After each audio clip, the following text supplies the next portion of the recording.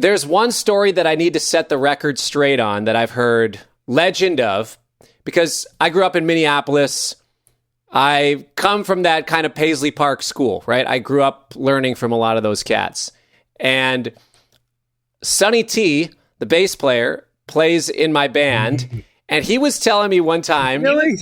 Yes.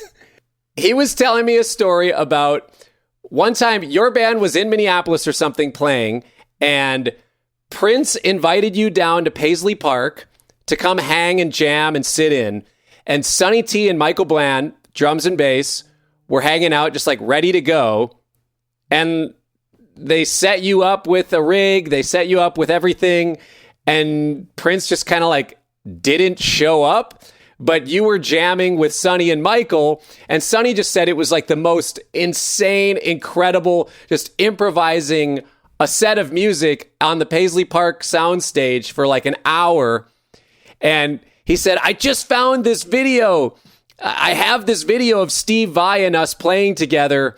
And he wanted to like do a tour or something and call it Canvas, because we just paint the canvas every night.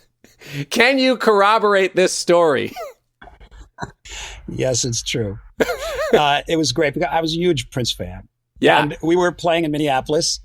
And my wife's cousin, Sal Greco, worked at Paisley Park. He basically he worked there longer than anybody had ever worked. You know, he oversaw the studios and all this.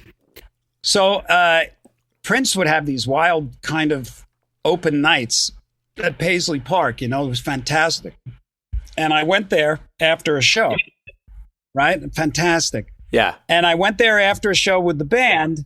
And the thing that Sonny didn't tell you is Sonny and Michael, they weren't there. They were home in bed sleeping, I was told. So, because I got there late. My gig was over. I was like 2, 3 a.m. or something. And I get there. And I never saw Prince. I just got messages.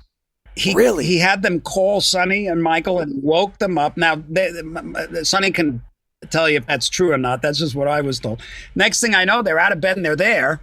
And it's the three of us on the stage and we're jamming. And I remember it was great. These guys, man, they're like magic. Yeah. You know, it's like they're in your ear. It was an ESP jam, you know? Yeah. And I'm like, fucking Prince, man, he's got it made with these guys, you know? And my guys were good too, but just different, you know?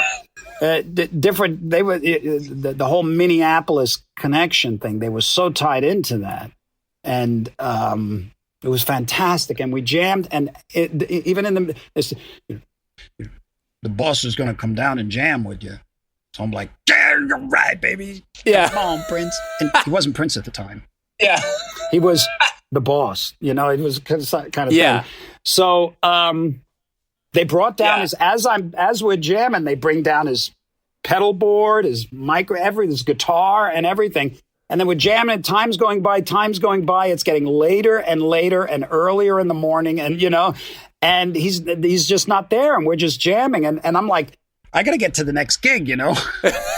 So we played for like an hour or so. And then I said, I'm so sorry, I got to go, you know? And as I was leaving, somebody came up to me and said, the boss would like your phone number.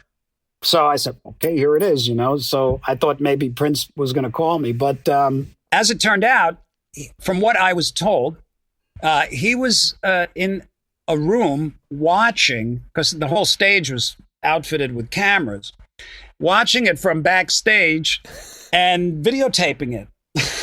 But he never came down. He just sat and watched it.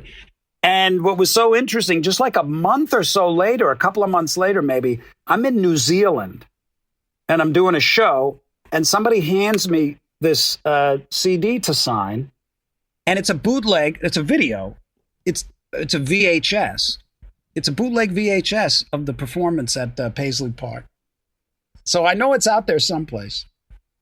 That's incredible. Sonny has a copy. I will get a copy from Sonny. I'll digitize it and send it to you. I have to see it.